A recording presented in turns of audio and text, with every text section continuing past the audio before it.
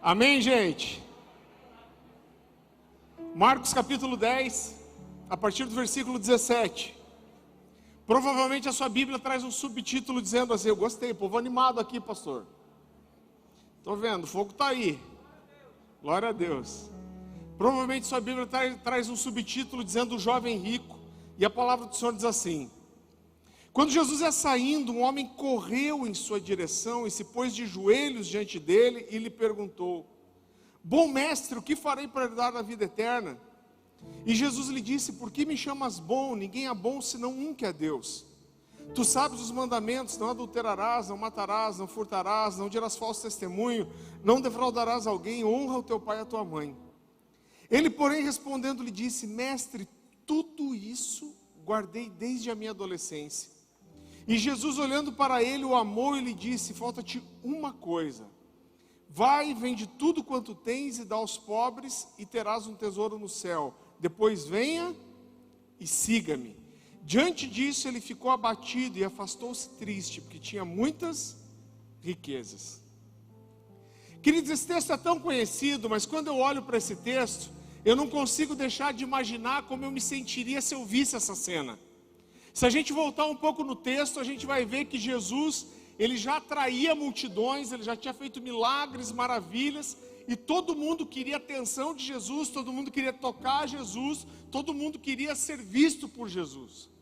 E a Bíblia fala que de repente esse jovem, ele não só vem correndo, mas ele vem correndo e se joga de joelhos diante de Jesus e fala: mestre, o que eu faço para herdar a vida eterna? E, irmão, se eu visse essa cena, eu vou confessar para você que eu ia sentir assim uma invejinha gospel desse cara. É claro que isso não existe, mas de alguma forma esse jovem, ele conseguiu capturar a atenção de Jesus. De alguma forma, no meio de uma multidão, ele vem correndo, ele parecia tão intenso, e ele se joga aos pés de Jesus e fala: mestre, eu quero a vida eterna. Se eu olhasse para essa cena, talvez eu pensasse: olha, esse jovem é intenso, ele sabe o que quer, ele deseja a Jesus de verdade. E a Bíblia diz que Jesus olhou para ele, o Senhor o amou, e Jesus fala: olha, você conhece os mandamentos. E a resposta desse jovem faz ele parecer mais intenso ainda. Vamos lembrar que a gente estava aqui no tempo da lei ainda, e não no tempo da graça. Mas mesmo diante de toda a rigidez da lei, quando Jesus fala: você quer a vida eterna? Então guarda os mandamentos. E Jesus cita uma série de mandamentos. Esse jovem olha para Jesus e fala: todas essas coisas eu tenho seguido desde a minha adolescência. Uau! Talvez eu olhasse para ele e falasse: cara, esse cara é intenso, ele guarda os mandamentos, ele ama Jesus, ele está sedento. Talvez eu pensasse: olha, eu quero andar com ele, quero ser um discípulo dele, quero ser como ele. Mas a Bíblia diz que Jesus, conhecendo o coração desse jovem, Jesus olha para ele e fala assim: olha, falta uma coisa para você só. Vai, vende tudo que você tem e dá aos pobres, e você terá um tesouro no céu. Então venha aí, siga-me. Irmão, a Bíblia não diz isso, mas eu imagino aquele jovem de joelho ainda olhando para Jesus, e daí pensando em tudo que ele tinha, balançando a cabeça, e como diz o mineiro: dou conta não. E levantando e indo embora. E, queridos, diante dessa história tão conhecida, eu quero fazer 3 perguntas para você. E a primeira pergunta sobre o jovem rico é: qual era o nome do jovem rico? Alguém sabe dizer? É claro que não. Por quê? Porque a Bíblia não diz qual era o nome dele. E por que a Bíblia não diz? Porque esse cara, ele teve a oportunidade de escrever o nome dele na história de Deus, mas ele preferiu outra coisa. Ele teve a oportunidade de aonde a Bíblia fosse lida na história, o nome dele ser lembrado. Mas no lugar disso, ele ficou conhecido só por aquilo que era importante para ele. E nós conhecemos ele como jovem rico. Agora a Bíblia fala de outro homem que teve um encontro com Jesus, um homem de muitas posses também. Agora desse homem, a Bíblia fala qual é o nome. Alguém arrisca dizer qual é? Zaqueu. Estão afiados aí, pastor Sérgio. A Bíblia fala que esse homem, que era um coletor de impostos, todo mundo odiava esses homens, porque eles colhiam imposto dos judeus para dar para os romanos, e eram judeus.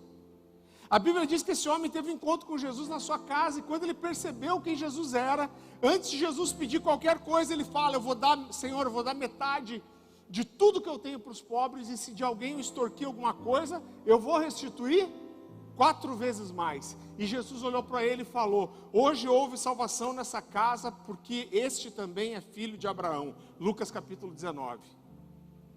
Queridos, a Bíblia traz uma chave para nós. Jesus nos traz uma chave em Mateus capítulo 10, versículo 32, que Jesus diz assim: quem, pois, me confessar diante dos homens, eu confessarei diante do meu Pai.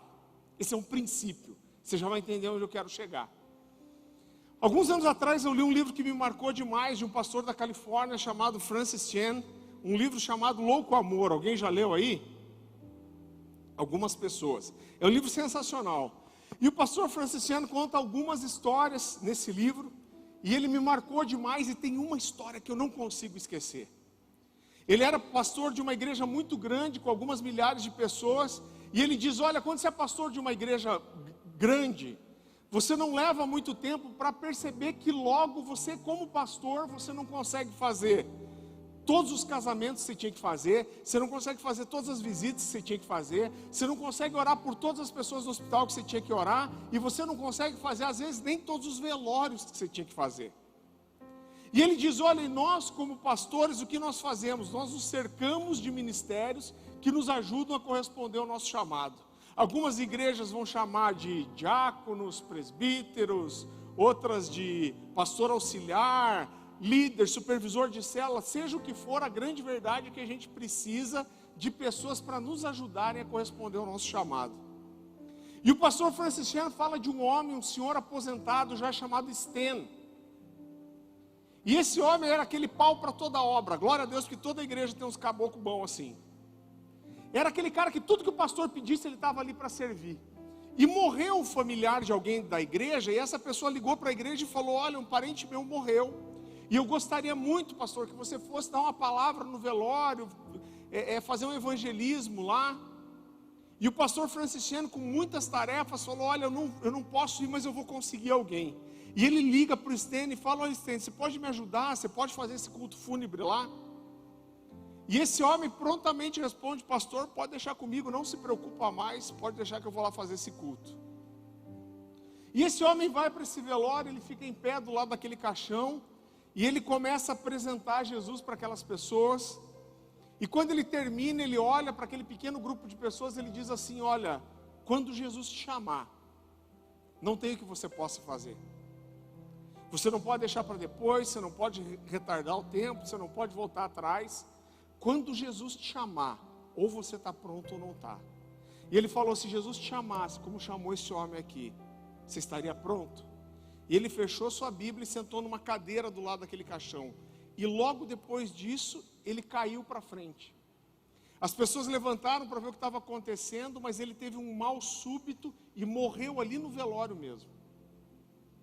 E ligaram para o pastor Francis Chan e falaram: pastor, olha, o Stan teve um mal súbito, ele passou mal e a gente chamou o socorro, eles tentaram reanimá-lo, mas ele não voltou e ele morreu, pastor.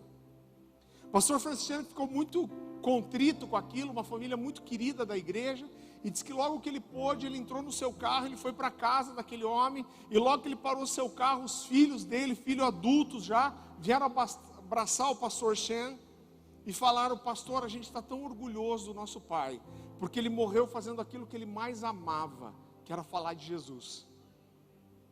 E naquela noite, quem fez o velório do Stan foi o pastor Francis Chan. E o pastor disse que estava dando uma palavra, e de repente ele olhou para os filhos daquele homem que estavam sentados ali na frente, ele teve um insight. E ele olhou para aqueles meninos e falou: olha, imagina como foi maravilhoso para o pai de vocês. Porque em um segundo, ele estava diante de um pequeno grupo de pessoas dizendo: esse é o meu Jesus. Mas um segundo depois, era ele que estava diante de Jesus. E aí era Jesus que estava confessando ele, dizendo: eu sei quem você é o Stan, entra no descanso do teu Senhor. Se confessarmos o nome do Senhor, Ele confessará o nosso. Irmãos, a Bíblia é um livro de fé e um livro de experiências. Eu fico bronqueado quando pessoas querem tirar essa coisa da experiência da vida espiritual. A Bíblia é um livro de pessoas que tiveram experiências com Deus, ela é um livro de fé, de capa a capa.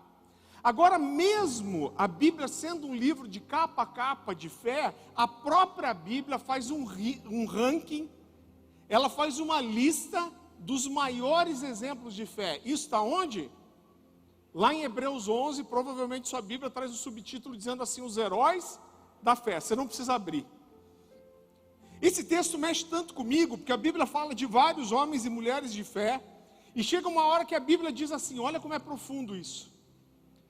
Deus está dizendo para nós, olhe para esses homens e mulheres, porque eles eram tão incríveis, tão sobrenaturais em fé, porque eles eram homens e mulheres dos quais o mundo não era digno. Cara, olha para isso, Deus está falando para mim e para você, olha para o exemplo deles, porque eles eram tão sobrenaturais, tão incríveis em fé, que o mundo não merecia a presença deles. E no meio de pessoas tão conhecidas como Davi, Moisés, Abraão, a gente encontra uma mulher chamada Raabe. Você sabe quem era Raabe? Raabe era uma prostituta em Jericó, que depois que Moisés morre e Josué começa a entrar na terra prometida, começando por Jericó, ele manda espias para a terra. Quando a gente lê os muros da cidade, sobre os muros da cidade, às vezes a gente tem uma impressão errada, mas cidades costumavam ter muros, às vezes, de uma espessura, como se fosse daqui no púlpito até o fim da igreja, as pessoas caminhavam por cima. Então era muito difícil entrar numa cidade e às vezes mais difícil sair. Esses espias entram lá e de repente eles são surpreendidos por essa mulher chamada Raabe, que era uma prostituta na cidade. E quando ela olha para esses hebreus, ela fala, eu sei quem vocês são hebreus. Bastava ela dar um grito. E ela fala, mas olha, eu tenho ouvido falar da fama de vocês e do Deus de vocês. E ela diz, se vocês estão aqui é porque Deus vai entregar essa cidade nas suas mãos. E ela diz, mas eu não vou entregar vocês, eu tenho uma proposta. Eu vou esconder vocês, vou ajudar vocês a saírem da cidade, mas quando Deus entregar essa cidade nas mãos de vocês, vocês vão guardar a minha vida e a vida da minha família. E foi isso que ela fez. Irmãos, aonde a Bíblia for lida na história, o nome dessa ex-prostituta que teve fé, chamada Raabe, vai ser lembrado. Mas o nome do jovem rico, ninguém sabe qual é. Porque esse jovem, ele teve a oportunidade de escrever o nome dele na história de Deus, mas ele preferiu outra coisa. Sabe, eu amo os detalhes da palavra de Deus. Essa história não termina aí. Quando a gente vai para Mateus capítulo 1, mas especificamente no versículo 5, quando Mateus fala da genealogia de Jesus, o nome de quem a gente vê lá de volta? Raabe. E você descobre que Jesus descendeu de uma prostituta de Jericó que teve fé. Agora o nome do jovem rico, ninguém sabe qual era.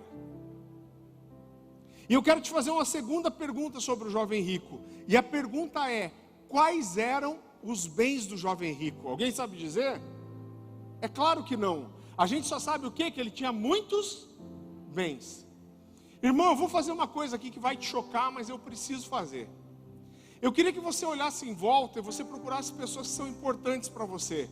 Talvez você tenha aqui, com certeza, seu pastor, seu líder de célula, seu supervisor, a pessoa que ganhou você para Jesus, talvez seu irmão, seu pai, seus filhos. Eu queria que você desse uma olhadinha em volta e procurasse alguém que você ama muito, que é importante para você, apontasse para essa pessoa, falasse, olha, amo você, faz um coraçãozinho para ela, isso é importante para mim.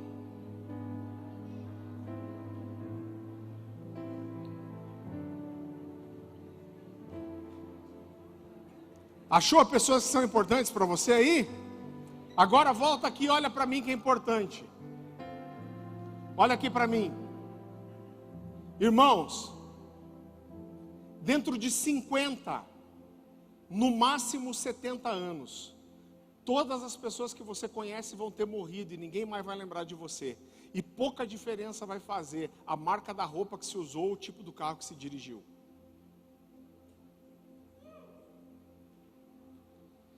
Você sabe que existem algumas coisas que nós esquecemos muito fácil. Sabe uma coisa que é uma grande verdade, a gente esquece muito fácil? É que nós não somos essa terra. A Bíblia diz que nós somos o quê aqui? Peregrinos. Sabe o que isso significa? É que a Bíblia diz para nós que nós estamos aqui de passagem. Só que muitas vezes a gente vive como se todo o nosso objetivo e propósito de existência estivesse nessa vida que vai passar logo. Nós não somos daqui, mas muitas vezes a gente vive como se fosse daqui. Sabe outra coisa que a gente esquece muito fácil? É que ninguém vai viver para sempre. Uma das coisas que essa pandemia nos lembrou é que a gente não vai viver para sempre. Você sabe que o último trabalho que eu trabalhei secular, eu era um executivo da RPC, que é afiliada da Rede Globo, lá em Curitiba. E eu visitava às vezes empresários, donos de agência de publicidade, e eu tenho uma imagem na minha cabeça de ir na casa de um desses caras, ali já batendo 60 anos, e ele falando: ô Farley, você está aqui, deixa eu te mostrar a minha casa. Olha, no meu condomínio aqui tem um campo de golfe, aqui eu tenho uma piscina de não sei quantos mil litros, a minha casa tem não sei quantos metros quadrados, e a vida inteira eu sonhei com essa casa, a vida inteira eu desejei essa casa, e agora, 2 anos atrás, eu conquistei. E eu lembro de olhar e ficar pensando quanto tempo essa criatura acha que tem para desfrutar disso aqui, para colocar todo o objetivo de vida dela numa coisa que logo vai acabar. Quando eu e minha esposa casamos, a gente fez 14 anos de casado esse ano, a gente foi morar, irmão, num apartamento de 42 metros quadrados. Eu não sei se você sabe o que é 42 metros quadrados, mas, irmão, é pequeno. Até para o cara mudar de pensamento, tem que sair de casa.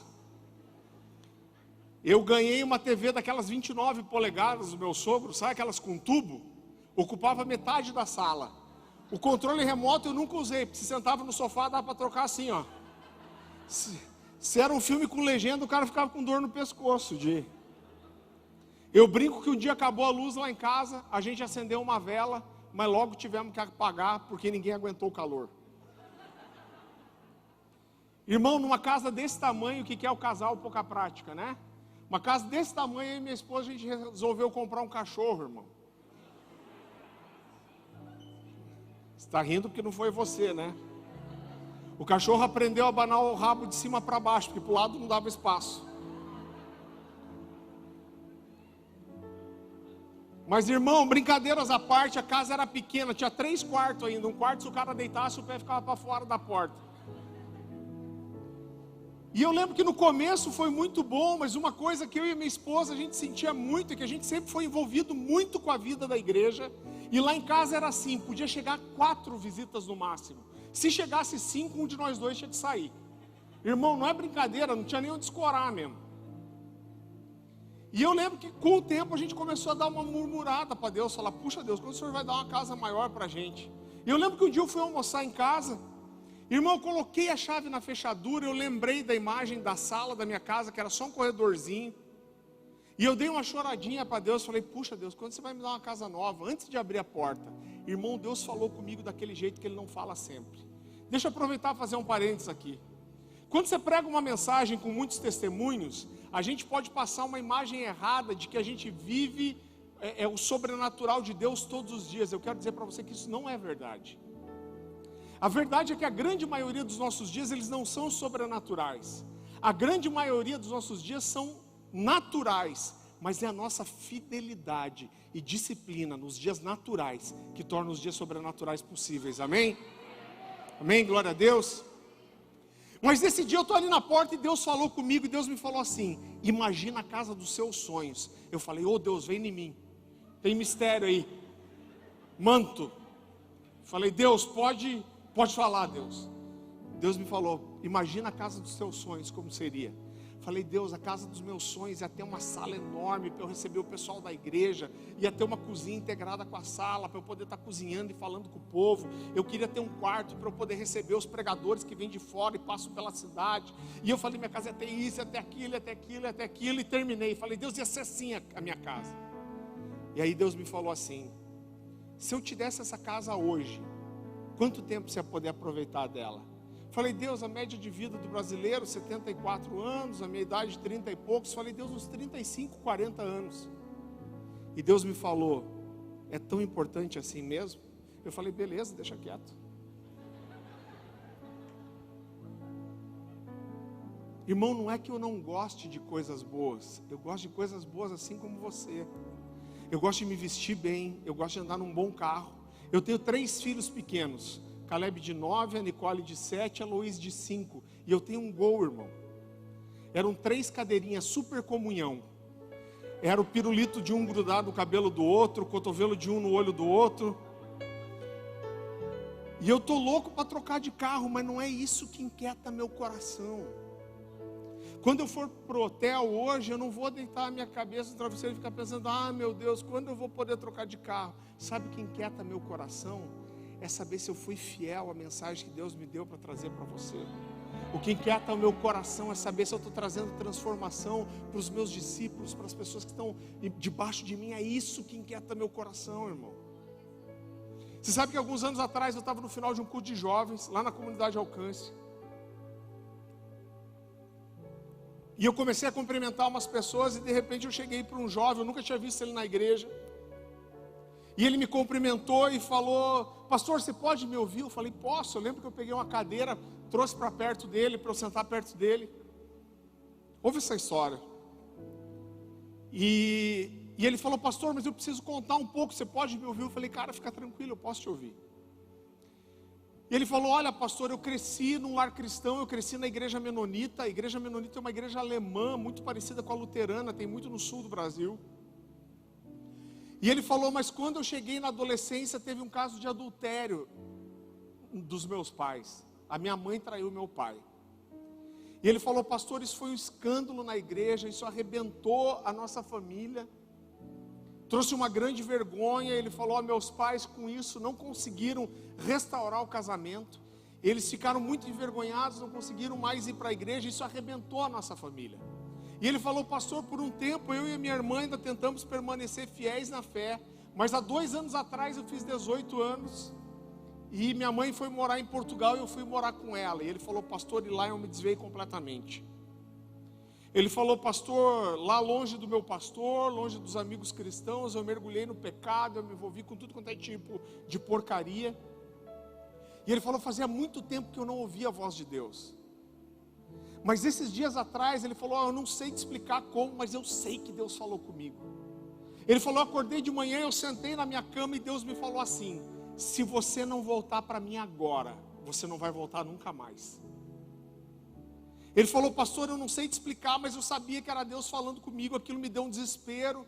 Eu corri para minha mãe, eu sabia que se eu não voltasse para o Brasil, eu não ia conseguir voltar para Jesus. Eu falei, mãe, eu não sei te explicar, mas eu preciso voltar para o Brasil, eu tenho que ir para o Brasil agora. Ele falou, pastor, eu não sei se minha mãe viu o meu desespero, meu senso de urgência, mas minha mãe emprestou um dinheiro, comprou a passagem, eu acabei de desembarcar no Brasil. Ele falou, você pode me ajudar a voltar para Jesus? Eu falei, claro que eu posso, se todo mundo viesse tão facinho assim, né? Irmão, eu e minha esposa, a gente abraçou aquele menino, e por exatamente 1 ano, a gente cuidou dele. Ele confessou seus pecados, passou por um processo de santificação, e exatamente 1 ano depois, ele estava bombando na fé, apaixonado por Deus. Sabe aqueles caras que quando ele quer estar todo dia num culto, se não tinha culto na igreja, todo dia ele achava uma igreja para ir. Eu lembro que eu tinha uma célula que acontecia na minha casa, sexta-feira, 11 horas da noite. Por que esse horário? O cara saía da faculdade 10h30, um amigo falava assim, vamos tomar uma cerveja. Outro falava, vamos jogar uma sinuca. Outro falava, vamos na casa de um amigo meu, numa reunião. E a gente levou muita gente para a igreja assim. Então eu tinha célula na minha casa, sexta-feira, 11 horas da noite. Mas mesmo assim, esse menino, ele já ajudava a liderar uma célula. Era um líder auxiliar na quinta-feira. Então ele ajudava a liderar essa célula na quinta, mas não deixava de ir na minha. E eu lembro que chegou uma sexta-feira de novembro, o interfone tocou, a gente já estava morando numa casa maior, glória a Deus, aleluia. Alguém já disse que Deus está pronto para nos dar qualquer coisa que a gente esteja pronto para devolver para Ele assim que Ele pedir. E às vezes a única coisa que Deus está esperando é você abrir mão. Porque Deus quer que a gente tenha as coisas, mas não que as coisas nos tenham, amém? E eu lembro que eu morava num sobrado, uma casa de 2 andares. E eu lembro que o interfone tocou, eu fui abrir o portão do condomínio, ele estava muito feliz aquele dia, me deu um abraço, me deu um beijo no rosto, a gente entrou para a célula, o período de louvor já tinha passado, eu lembro que eu estava compartilhando a palavra. E eu estava sentado na escada que dava para o andar de cima, e a minha casa era um L aqui. Aqui é a sala de jantar e aqui é a sala de TV. E as pessoas estavam distribuídas ali. E eu lembro que eu estava pregando, ele fez um comentário engraçado, todo mundo deu risada, ele estava aqui à minha direita, e eu me voltei para ver quem estava na minha frente. E aí, de repente, eu ouvi um barulho. Bluf. Quando eu olhei, aquele menino, ele tinha simplesmente tombado para frente. Irmão, no impulso, eu só pulei da escada, eu estiquei o corpo dele no chão, e a primeira coisa que eu fiz foi começar a orar. Mas assim que eu comecei a orar, eu percebi que a boca dele estava começando a roxar. E a impressão que eu tinha é que ele estava parando de respirar. Eu lembro que eu falei na hora, eu falei, chama o SAMU porque é grave, é sério o negócio. Irmão, não sei nem como que começou. O Weber, que era um discípulo meu, é missionário na Alemanha hoje. Quando eu vi, o Weber já estava fazendo respiração boca a boca e massagem cardíaca. E eu lembro que o SAMU daí nos orientou e eles falaram, olha, faz 15 massagens e 3 respirações. Irmão, era novembro, estava calor até lá em Curitiba. E eu lembro que cansava de fazer aquilo, a gente ficou 15 minutos fazendo. Eu lembro que eu escorria suor, mas toda vez que eu parava, a boca dele começava a ficar roxa. E a impressão que eu tinha é que ele estava parando de respirar. E eu lembro que eu falei, Éber, a gente não pode parar, porque eu acho que ele não está respirando. 15 minutos depois, chegou o carro do SAMU. Eu lembro que era um paramédico alto, se eu não me engano, com 2 auxiliares. E ele chegou com uma espécie de uma maletinha, com uma telinha de LCD, nunca tinha visto aquilo. E ele chegou, já abriu a camisa daquele menino, colocou os eletrodos, e quando ele ligou, aquele monitor apareceu e eu vi que ele deu o primeiro choque. Buf! E quando ele deu o primeiro choque, o monitor fez assim. Eu falei, meu Deus, o coração dele não está batendo mesmo. Aquele médico gritou, adrenalina, adrenalina. Ele pegou 2 ampolas de adrenalina, aplicou no menino e buf, choque de volta. E de volta. E de volta, adrenalina. Fez isso 3 vezes. Eu fiquei sabendo depois que é o máximo que se faz. Irmão, adrenalina e choque, um respirador. E aquilo foi passando 5 minutos, 7 minutos, 8 minutos, 12 minutos. E aquilo foi me dando um desespero. Eu lembro que eu saí para fora de casa, para fora da sala. E tinha um muro que dividia uma casa da outra. E eu lembro que eu encostei minha cabeça no muro, eu falei, Deus, o Senhor conhece a minha vida de oração, o Senhor sabe que eu oro. Eu falei, Deus, essa oração o Senhor precisa responder. Eu falei, Deus, não deixe esse menino morrer aqui, não assim, não desse jeito, não no chão da sala da minha casa. Eu falei, Deus, ele tem 21 anos, está apaixonado pelo Senhor. Eu falei, Deus, não deixa aqui, não na minha casa. Eu falei, Deus, o Senhor sabe a minha vida de oração. Eu falei, Deus, essa oração o Senhor precisa responder. E quando eu terminei minha oração, eu entrei para dentro de casa. E quando eu entrei para dentro de casa, o médico que estava debruçado em cima daquele menino, ele levantou, olhou para mim e falou assim, olha, eu vou parar, porque ele foi a óbito mesmo. As pessoas que estavam lá em casa começaram a chorar, eu não sabia direito o que fazer. E eu não sei se você sabe, mas quando a pessoa vai a óbito, o SAMU não leva. Isso era uma meia-noite, e o corpo daquele menino ficou estendido no chão da sala da minha casa até 3:30 da manhã. Até chegar o carro do ML. Eu lembro que nisso o pastor Luciano Subirá estava chegando de uma viagem, ele me ligou, falou, Farley, acabei de saber o que está acontecendo, eu acho que eram umas 3 horas já. Ele falou, estou indo aí para sua casa. Eu falei, pastor, nem precisa vir. Eu falei, nem eu vou ficar aqui. Eu falei, só a gente tem um discipulado amanhã, não desmarca o meu discipulado, porque eu preciso conversar com você.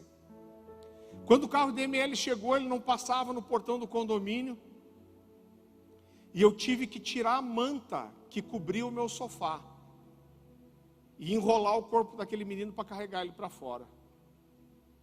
Irmão, foram horas assim, muito difíceis. Eu lembro que eu juntei minha família, depois que o ML foi embora, eu levei para casa da minha sogra, e foi uma noite muito difícil, eu fiquei rolando de um lado para o outro, não consegui dormir, e quando eu levantei de manhã, eu fui para a casa do pastor Luciano.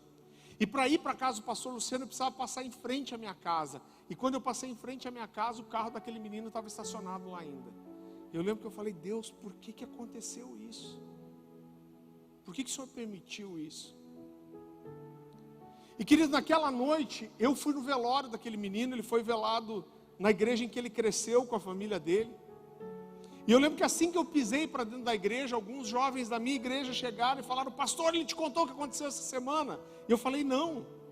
Eles falaram: mas pastor, ele contou para todo mundo. Eu falei: gente, eu nem falei com ele essa semana. E ele tinha contado para todos os amigos que na quarta-feira ele tinha ido num culto no Bola de Neve. E ele tinha tido a primeira experiência de ter uma visão aberta na vida dele. Ele disse, contou para os amigos que na hora da adoração, ele estava adorando e de repente ele teve uma espécie de um arrebatamento de espírito. E ele se viu no meio de um exército de pessoas vestidas de branco. E essas pessoas estavam com os braços enganchados e elas cantavam: Santo, Santo, Santo. E cada vez que eles diziam santo, eles iam para mais perto de Jesus. Aquela experiência foi tão forte que quando ele voltou, ele teve dificuldade de lembrar onde ele estava. E naquela hora, Deus me mostrou que o que ele teve na quarta-feira foi um vislumbre daquilo que esperava ele na sexta. E Deus me falou assim: você lembra que ele falou para você que se ele não voltasse agora, ele não voltava nunca mais? E Deus me falou: ele não estava no lugar errado, ele não estava na hora errada, ele estava no lugar certo, na hora certa. E naquela noite eu simplesmente levei ele dali. Você sabe que é por isso que a Bíblia diz que a casa de luto é melhor do que a casa de festa, porque a casa de luto nos faz lembrar que nós não vamos viver para sempre. E nos faz lembrar das coisas que são mais importantes. Você sabe que eu tenho aprendido, querido, que tudo é uma questão do valor que se dá. Aquele jovem que vem correndo em direção de Jesus, ele parecia intenso, ele parecia apaixonado, mas ele era morno. E eu tenho aprendido, querido, que a grande questão não é se eu quero mais de Deus ou não. Se eu perguntar aqui quem quer mais de Deus, todo mundo vai levantar a mão. Mas a grande questão não é essa. A grande questão não é se eu quero mais de Deus ou não, mas se eu desejo Deus mais do que todas as outras tantas coisas que podem ser desejáveis nesse mundo. A grande questão, querido, não é se eu quero agradar a Deus ou não. Se eu falar aqui quem quer agradar a Deus, todo mundo vai levantar a mão. Quer ver? Vamos fazer um teste. Quem quer agradar a Deus? Levanta a mão bem alto. E eu acredito em você, mas a grande questão não é se você quer agradar a Deus ou não. A grande questão é se você deseja agradar a Deus mais do que você deseja agradar a você mesmo. A grande questão não é se eu quero intimidade com Deus ou não. A gente vai cantar canções falando de intimidade, a gente vai usar camisetas falando de intimidade, mas a grande questão não é se eu quero intimidade ou não, mas se eu desejo essa intimidade com Deus, mais do que eu desejo gastar tempo com as redes sociais, com o celular, com a TV ou com qualquer outra coisa que ocupe meu tempo. A grande questão não é se eu quero santidade ou não. A gente vai cantar também, santidade ao Senhor. A gente vai usar camisetas falando de santidade, mas a grande questão não é essa. A grande questão é se eu desejo essa santidade mais do que eu desejo colocar os meus olhos onde não deveria, ou passar dos limites do meu namoro. Essa é a questão. Eu amo um texto de Mateus capítulo 13, versículo 44, quando Jesus quer explicar o que é o reino dos céus. Você pode abrir lá comigo? Mateus capítulo 13.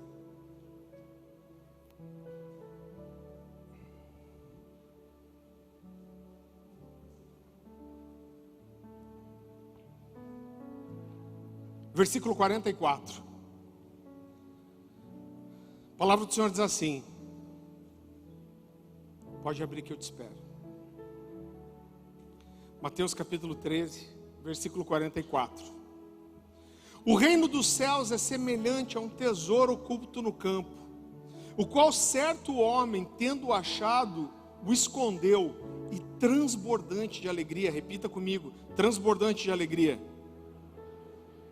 vai e vende tudo que tem e compra aquele campo. Irmão, quando eu olho para esse texto, sabe o que eu imagino? Alguém que está carpindo, aqui fala carpir também, né? Está carpindo um quintal, e de repente esse cara bate com a enxada em alguma coisa dura, e ele fala, o que é isso? E ele varre aquela terra, e ele encontra um grande tesouro. E a Bíblia fala que ele esconde aquele tesouro, e ele sai, e transbordante, ele se desfaz de tudo que ele tem, é com pesar, falando, meu Deus, vou ter que vender minha casa, vou ter que vender meu carro, vou ter que dar meus bens para comprar aquele tesouro, é isso que a Bíblia diz? Não, a Bíblia diz que ele é transbordante de alegria, ele se desfaz de tudo que ele tem para adquirir aquele tesouro. Sabe por quê? Porque quando comparado àquele tesouro, todas as outras coisas perdem valor. Não importava o que ele tinha, o que ele podia ter conquistado, quando comparado àquele tesouro, todas as outras coisas perdiam valor. E o que Jesus está dizendo para mim e para você é o seguinte: quando você olhar para o Senhor e para as coisas dele assim, você encontrou o reino de Deus.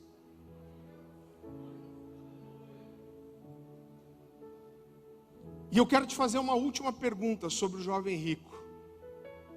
E a pergunta é: quem teria sido o jovem rico se ele tivesse dito sim ao convite de Jesus? Irmão, esse foi um dos poucos seres humanos da história que estava no lugar certo, na hora certa, que viveu no mesmo tempo de Jesus como homem e na mesma região que Jesus.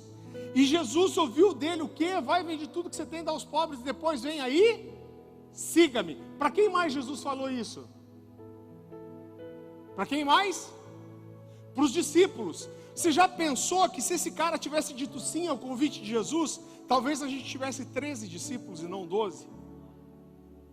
É claro que existe toda uma simbologia aqui no número 12, mas a verdade é que esse jovem recebeu um convite igual ao dos outros.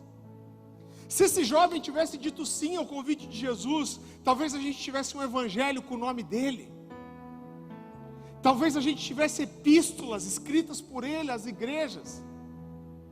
E eu quero agora transferir essa mesma pergunta para você: quem você pode ser se você realmente disser sim para o convite pessoal de Jesus para você? Irmão, não estou falando de salvação. Eu acho que a gente já passou disso. Nós fomos alcançados para alcançar, como Paulo fala. Você sabe que a Bíblia fala, Paulo diz para mim: o viver é Cristo e o morrer é lucro. A Bíblia fala que Deus tem prazer na morte dos seus santos. Irmão, a gente queria estar lá e Deus queria que a gente estivesse também. Por que a gente está aqui? Porque essa é a única oportunidade que você tem para construir alguma coisa para Deus. Aquilo que você fizer com esses poucos dias de vida que nós temos, vai ecoar por toda a eternidade. Você sabe que a gente vive um momento muito singular da história, irmão.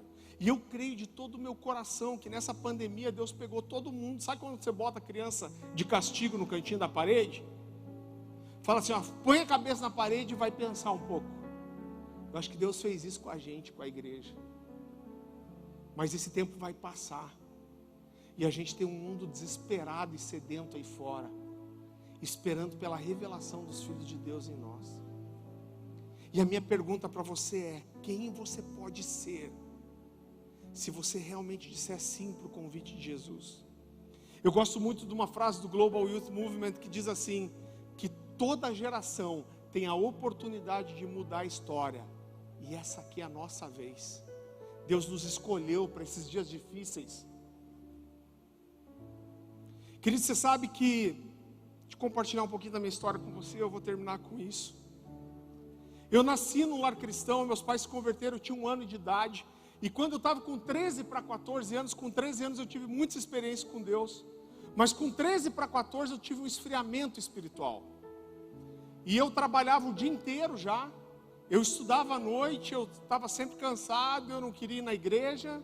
E eu quase não orava mais. E eu fui me afastando de Deus. E eu costumo dizer que eu tive uma tentativa frustrada de me desviar. Por quê? Porque eu tentei me desviar, irmão.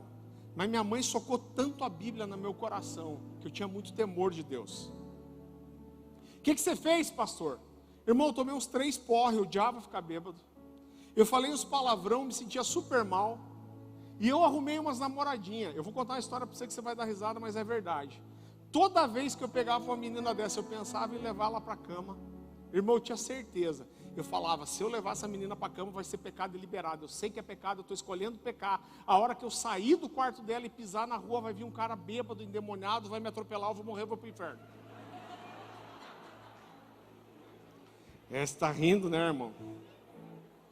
Sabe o que é isso? É uma coisa que o crente não pode perder nunca.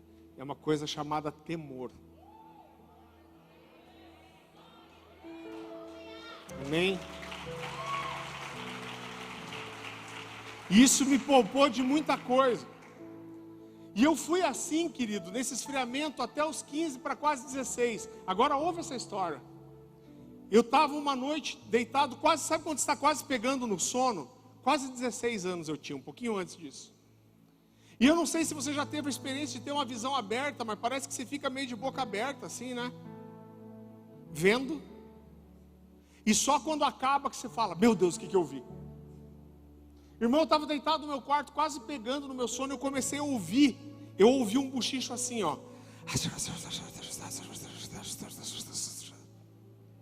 E eu ouvi aquilo e eu não sei te explicar como, mas eu sabia que eu estava ouvindo alguém orar por mim. E eu falei, olha, tem alguém orando por mim. E nessa hora, quando eu falei, tem alguém orando por mim, uma voz gritou no meu quarto. Samuel 2. Mas irmão, não foi uma voz no interior, no coração, na mente. Foi uma voz como se tivesse uma caixa de som no meu quarto. Irmão, quando aquela voz gritou no meu quarto, saiu voando coberta, travesseiro, quase levei a porta junto. Você já correu de 4, que a gente chama de catar cavaco, que o cara tropeça e sai correndo com a mão junto? Saí catando cavaco assim, fui parar lá onde? No quarto do meu pai e da minha mãe. Entrei no quarto do meu pai e da minha mãe, meti a mão na luz. Eu lembro que meu pai ficou de boca aberta, olhando para o teto, tentando entender o que estava acontecendo. Minha mãe sentou na cama e falou, o que foi? Falei, mãe, eu estava lá no quarto, de repente eu ouvi um bochicho no meu ouvido, sabia que era alguém falando comigo, e de repente veio uma voz no meu quarto e gritou, Samuel 2. Ela sentou na cama, pegou a Bíblia que estava no Criado Mundo do lado da cama, e ela falou assim, foi Samuel 2 que você ouviu? Falei, foi. Ela abriu a Bíblia e começou a chorar. Eu falei, mãe, você está me assustando. Ela falou, Farley, eu tenho visto você se afastar de Deus. E alguns dias atrás, eu dobrei o joelho aí onde você está. E eu falei com Deus, Deus, eu não gerei filho para morrer e ir para o inferno. E eu falei, Deus, o Senhor resgata meu filho, ou pode matar ele antes. Eu falei, credo, mãe. Irmão, você está rindo porque não foi você. E ela falou, Farley, eu prefiro ver você num caixão, descer você num buraco e jogar terra em cima, do que ver você ir para o inferno. E ela falou, e tem mais. Eu terminei a minha oração dizendo, Deus, assim como Ana entregou Samuel para ser um sacerdote na sua casa, eu estou te entregando o Farley. Ou o Senhor aceita ele para ser um sacerdote, ou pode matar ele primeiro. Irmão, pensa num cara que sentiu vontade de ir para a igreja depois. Você sabe que ser pai e ser mãe é uma das coisas mais loucas da vida. Quem é pai ou mãe aqui? Levanta a mão. É demais, não é, irmão? Você sabe que eu tenho 3 filhos. E quando a Dani estava grávida do nosso primeiro filho, Caleb, irmão, eu participei de tudo. Eu fui em todas as ecografias, eu vi a barriga mexer, eu tirei foto, eu colocava o iPod na barriga para ele ouvir música. E eu lembro que meus amigos que já eram pai falavam assim, ih, cara, a ficha só cai quando teu filho nasce. E eu pensava assim, é um monte de pai enrustido, não aproveitaram. Eu sei o que está acontecendo. Eles falaram, cara, quem sabe é a mulher, tua ficha só vai cair quando nascer. E eu achava que eu estava sabendo de tudo. Mas a verdade é que quando você está no centro cirúrgico, e o médico vem com aquela trouxinha azul marinho, e põe aquele bichinho no teu colo, e você olha e fala, meu Deus, vou ter que cuidar agora. É que a ficha cai. Meu filho, ele é bem branquinho, ele tem uma veiazinha que aparece no nariz. Eu lembro que foi a primeira coisinha que eu vi. E quando ele olhou para mim, irmão, veio um amor que eu não sabia explicar de onde. Não é assim? Eu não sei se é mais difícil amar alguma coisa que não tem um rosto ainda, mas aquele amor vem que você não sabe explicar. Irmão, eu sou meio sanguíneo. Quem é sanguíneo sabe. Eu ouvi dizer que o pastor Sérgio é sanguíneo. E o sanguíneo é assim, o sanguíneo ele tem acorda e dá uma louca nele, não é, pastor? Dê uma louca. Vou fazer alguma coisa, você tem que fazer. Eu lembro que eu acordei um dia, o Caleb estava com 6 meses, eu cheguei para minha esposa, imagina, minha esposa psicóloga, especializada em terapia familiar. Eu falei, Dani, tive uma ideia, vou lá numa livraria evangélica, eu vou comprar um daqueles DVD do Diante do Trono, Aline Barros. Ela falou, Farley, ele não tem idade para isso, ainda ele não vai aproveitar. O que eu fiz? Ouvi ela, claro que não. Eu falei, não, deixa com o Beck. Falei, deixa com o Beck, vou lá. Fui correndo na livraria evangélica. Irmão, esses DVDs são uma bênção, não são? Porque a gente ama nossos filhos, mas tem dia que eles tiram a paz da gente, né? Eu já cheguei a chorar no carro e morder o volante, irmão. E às vezes esses DVD dão um minuto de paz pra gente, não é? Assim, a criança tá quebrando a casa, você põe um DVD, parece que hipnotiza. Por outro lado, é que nem o IHOP, né, irmão? 7 dias por semana, 24 horas por dia. Teve uns DVD que eles ouviram, irmão. Ouviram. Eu lembro que um dia eu estava fazendo um almoço lá em casa, daí as crianças estavam fervendo. Eu falei, Dani, dá uma segurada nas crianças aí. Ela, vou pôr um DVD para eles. E daí puxou um DVD do Aline Barros. Quando ela puxou, até me deu um embrulho no estômago. Eu falei, Dani, por favor, esse aí não, eu não aguento mais. Acho que se eu ver a Aline Barros na rua, eu dou um soco nela. Falei, não. Falei, por favor, esse aí não. Mas vamos voltar para a história do DVD. Eu falei para ela, não, pode deixar que eu vou comprar o DVD. Fui, comprei o DVD, cheguei em casa e já coloquei no aparelho. E lembro que eu subi, peguei meu filho no andar de cima e desci com ele. E eu fazia assim, ó. Eu cruzava a perna, colocava a bundinha dele aqui, eu colocava os 2 dedos, ele segurava igual uma moto. E quando começou a aparecer aqueles personagens do Diante do Trono, irmão, ele abriu o olho e começou a fazer assim.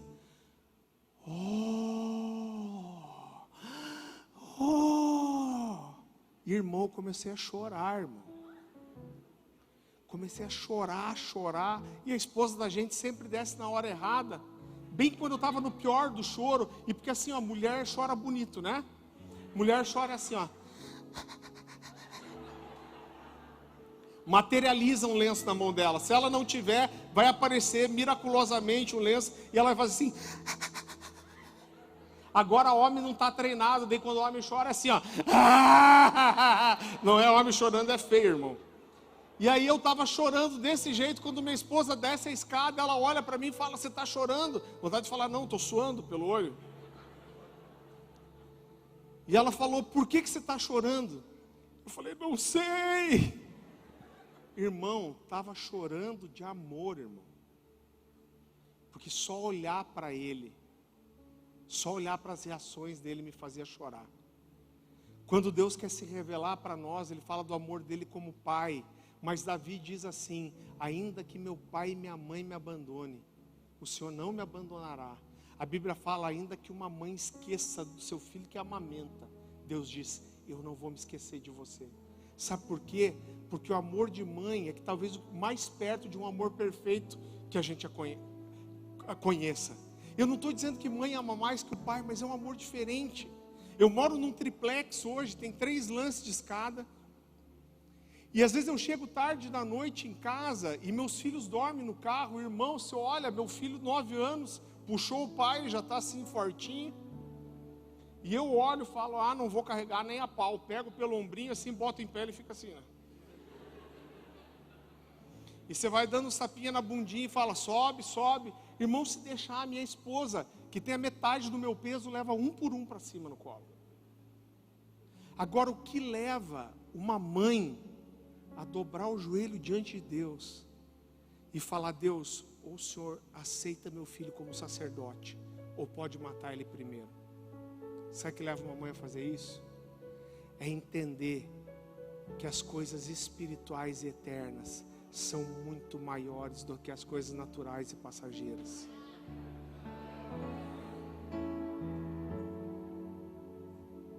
Você tem um chamado. Deus escolheu você. Abaixa tua cabeça e fecha teus olhos.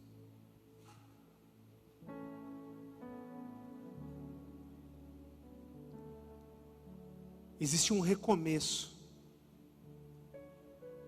Deus fechou a igreja, Deus nos levou a repensar algumas coisas, mas existe um chamado depois disso. E eu compartilhei essa mensagem da melhor forma que eu pude, mas só o Espírito Santo pode tornar essa mensagem viva e ativa. Eu sinto no meu espírito Deus tocando você. Fecha teus olhos que Ele vai falar com você. O Espírito Santo vai começar a trazer à memória palavras proféticas que você recebeu. Ele vai começar a trazer à memória sonhos ministeriais, de servir, de fazer algo para Deus. Talvez um chamado missionário que você deixou. O desejo de cuidar de pessoas, de ser um líder de célula, de discipular, de transformar vidas. O Senhor está te lembrando de coisas muito importantes que você esqueceu. Palavras proféticas que foram liberadas sobre a sua vida, mas foram esquecidas. Talvez você olhe aí para dentro, isso é muito forte no meu coração, eu sei o que eu estou falando. Diante de Deus, como homem de Deus eu falo aqui. Você está olhando para dentro do seu coração e você está lembrando de alguma coisa que queimava aí dentro, mas não está queimando mais. E você não lembra quando isso parou de queimar. Mas o Senhor separou essa noite para soprar na sua brasa. Existe um fogo novo, existe um tempo novo sobre a igreja. Ah, Espírito Santo de Deus, Espírito Santo de Deus, Espírito Santo de Deus, traz a memória. Oh Espírito Santo, o Senhor está soprando no teu coração, Ele está trazendo à lembrança algumas coisas. Aí mesmo onde você está, como uma forma de dar uma resposta para Deus, se você entende que você não tem correspondido ao seu chamado como deveria, e se você pode fisicamente fazer isso, eu queria te convidar a dobrar seu joelho na sua cadeira e pedir perdão para Deus. Falar: Deus, me perdoa. Me perdoa porque eu tenho priorizado as coisas que não deveriam ser prioridade. Me perdoa porque eu não fiz o que Paulo recomendou para Timóteo, que foi manter viva a chama. Pede perdão para ele, fala: faz meu coração queimar de volta. Traz às memórias as promessas, traz à memória o chamado, os sonhos. Fala: Espírito Santo, eu quero queimar minha vida para o Senhor. Eu quero queimar meus dias correspondendo ao teu chamado, aquilo que o Senhor quer fazer na minha vida. Ah, Espírito Santo de Deus, eu clamo por um grande destravamento ministerial, Senhor. Oh Espírito Santo de Deus, nos toca nessa noite, traz um fogo novo, uma paixão nova, Senhor. Deixa Deus te tocar aí.